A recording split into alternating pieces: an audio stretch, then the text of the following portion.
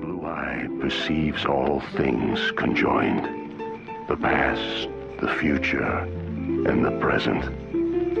Everything flows, and all is connected. This eye is not merely seeing reality, it is touching the truth.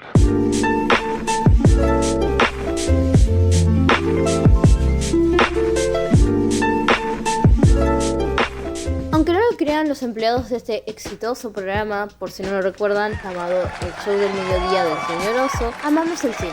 En realidad no, pero tenés que caracterizarlo un poquito antes de hablar de algún tema. Mirá las letras profundas.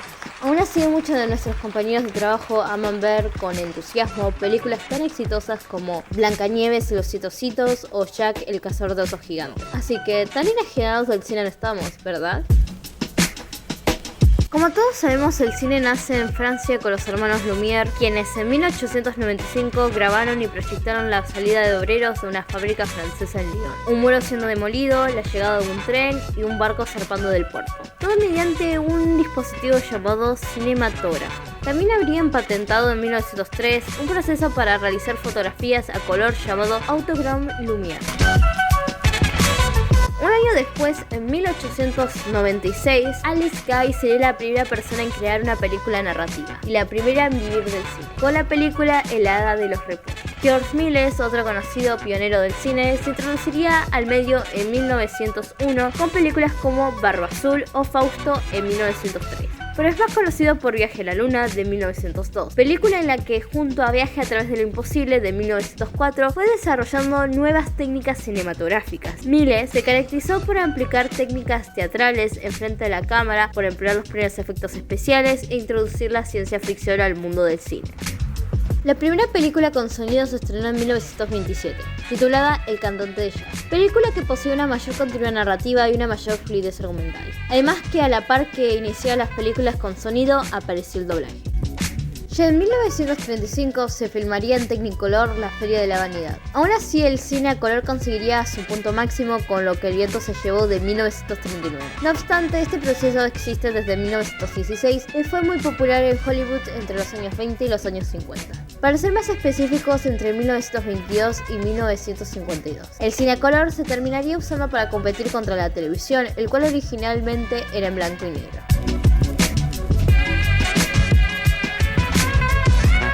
Pero el cine no solo se limitaba a las películas. En la primera década del siglo XX aparecen los seriales, o películas por entregas, siendo su mejor momento entre 1935 y 1950, para desaparecer por completo a mediados de esta misma década tras la aparición de la televisión. Los seriales compartieron época con las radionovelas, siendo parientes del folletín por entregas, un formato literario que surgió a raíz de la alfabetización del pueblo francés. El cine serial heredaría del folletín los argumentos exagerados, donde la aventura se revía con constantes giros y peligros incesantes que acechan al héroe. Además de tener personajes sobrecaracterizados, mientras que los buenos eran nobles y llenos de gracia, los malos eran perversos y retorcidos, sin alguna posibilidad de redimirse. Este género consiguió su maxificación en Estados Unidos, donde comenzó a propagarse por todo el mundo, más allá de su origen en Europa, gracias a las decisiones de 3 estudios principales: Universal, Columbia y Republic Pictures. Productoras que hoy en día siguen existiendo, a excepción de Republic Pictures, que se diluyó en 1967 por haberse especializado tanto en este formato, que ya sabemos terminó muriendo gracias a la televisión. Hasta la llegada de la televisión, el único material accesible consistía en una función de cine semanal hecha generalmente los fines de semana. Las funciones solían contar con un noticiero, algunos cortometrajes, 1 o 2 dibujos animados, 2 películas, una de ellas de clase B y un episodio del serial del momento. Algunos cines llegaban a exhibir 2 o 3 seriales distintos al mismo tiempo. Lo malo de los seriales es que si te perdías algún capítulo del serial, no tendrías oportunidad de verlo en otra función. Los seriales se producían de forma industrial, filmando de 12 a 15 episodios de entre 15 a 20 minutos, en menos de un mes, llegando a seguir en producción al estreno de los primeros capítulos. El primer capítulo tendía a ser más largo y se solía reutilizar tomas de otros seriales o películas para reducir costos. Este formato poseía diversos géneros como western, producciones ambientadas en el lejano oeste, Aventuras exóticas, policiales, aventuras de ciertos héroes enmascarados provenientes de cómics, guiño guiño, espionaje, suspenso y ciencia ficción, excluyendo el melodrama rosa. En Argentina y en México, los seriales se estrenaban respetando el formato y la frecuencia de exhibición, mientras que en España se solía recopilar varios episodios en rollos de duración similar al de las películas, exhibiéndose en 2 o 3 partes como complemento de la película principal.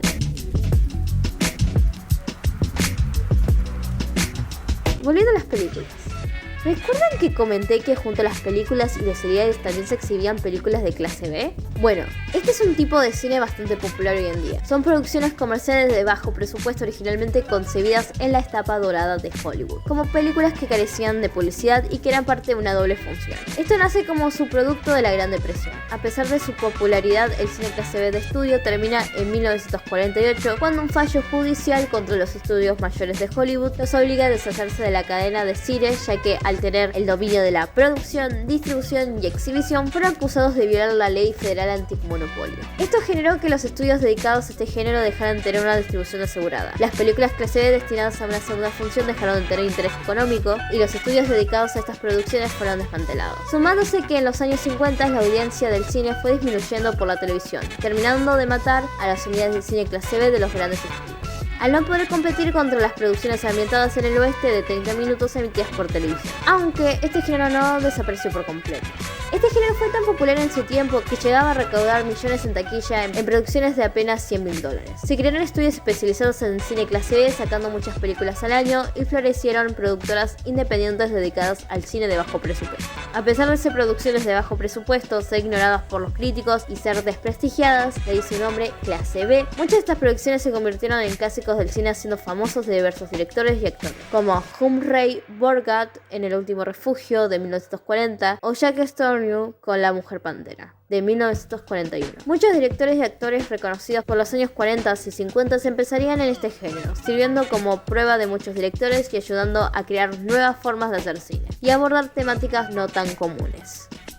El cine clase B forma parte importante de la cultura norteamericana. Los fans de la ciencia ficción tienen una ficción por estos títulos por ser distintos a las películas convencionales y con costosos efectos especiales, generando una subcultura en la cual se divierten riéndose y criticando películas de clase B con otras personas, enfocándose en los pobres efectos especiales y las actuaciones, ya sean pobres o dignas de otra época. Esta subcultura hoy en día está muy presente en internet, ya sea en críticas informales por escrito o en video.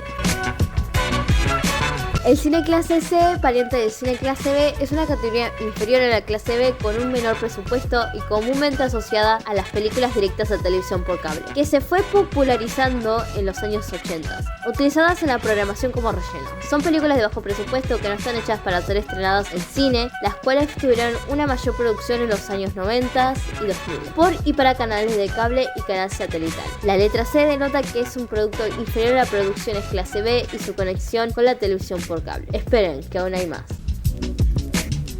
A finales de las décadas de los 50 surgiría un subgénero del cine B, conocido como cine clase Z, con un presupuesto aún menor y una edición aún peor, siendo reconocida Plan 9 del espacio exterior de Ed Wood como la primera película serie Z de la historia. La película iba a ser protagonizada por Bela Lugosi, pero falleció, a lo que fue reemplazado por el quiropráctico de la esposa de Wood. A las naves espaciales se le podía ver los hilos y la trama fue calificada como la peor hecha en años. En resumen, el cine clase Z son dos locos con una cámara y una tarde de edición con el Vegas. Después está el cine psicotrónico, término que fue utilizado por el crítico Michael J. Wilson para calificar un tipo de película de bajo presupuesto que es despreciada o ignorada por los críticos. El nombre proviene de una película de culto llamada El hombre psicotrónico de 1980. Abro paréntesis para mencionar una especie de distribuidora conocida por producir cine clase Z de origen argentino, llamada Videotomía, con obras tan profundas e inspiradoras como El pullover de la madre de Jason, del 2002. Sí, ese Jason. Evita contra los vampiros oligarcas, El proyecto del Pitufo Enrique y Drácula boliviano. Película que aún sigue en producción, creo. Según tengo entendido, muchas de sus películas están perdidas. Y Evita contra los vampiros oligarcas es un corto que se puede ver por YouTube. Solo diré que tiene CGI. Barato, pero CGI. Y un tipo con una bolsa de coto en la cabeza. Toma eso, Spielberg. Y Diamante Films, una productora de clase B mexicana con películas como El Mataputos del 2007 o Traficando con la Blanca de 2005. También quería mencionar Emos vs Arquetos del 2005 2008, que de emos tiene poco y de versus no tiene nada. Hoy en día el cine clase Z se conoce por sus tramas ridículas, su exceso de gore y desnudos baratos e injustificados.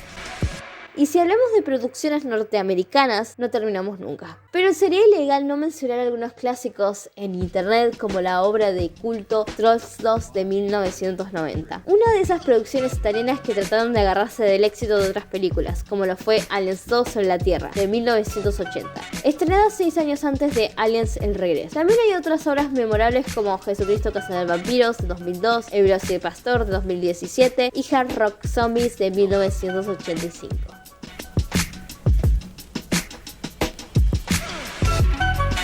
Eso fue todo. ¿Cómo que me olvidé del autocine?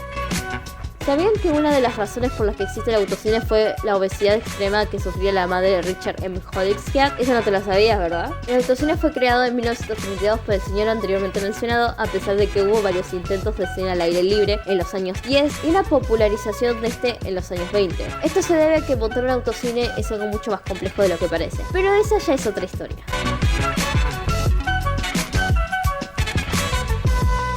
Terminé hablando más del cine que se ve que del convencional porque honestamente no es tan interesante y debo aclarar que el cine clase B no es solo películas malas de bajo presupuesto y todo eso. Siento que se intuye, pero el concepto de cine clase B fue modificándose y distorsionándose al pasar del tiempo como muchas otras cosas. Me faltó hablar del 3D, pero recordé que tenía pensado hacer un video sobre este tema y otras cosas más técnicas como los formatos y las proporciones que poseían las proyecciones que ni yo entendí, además de las películas directas a video doméstico.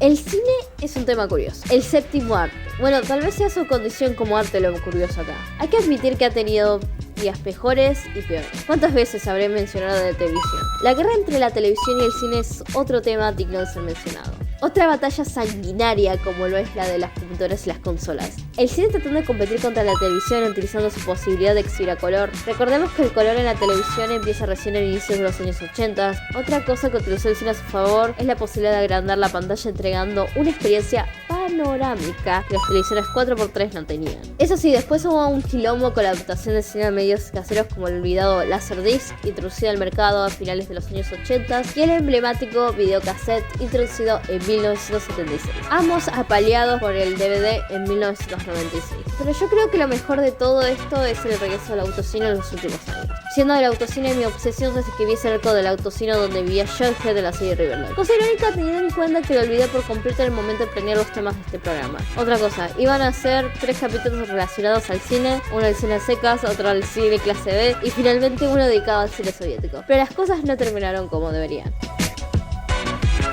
Y eso fue todo por el programa de hoy. Antes de que me maten o me apaleen, lo que pase primero, por hacer programas tan largos. Gracias por llegar hasta aquí. Mi nombre es Souyo y este fue el capítulo número 6 de El Show del Mediodía del Señor Oso. Gracias por pasarse por acá y buenos días, tardes o noches, dependiendo de dónde y cuándo estés escuchando el programa de hoy. Chao.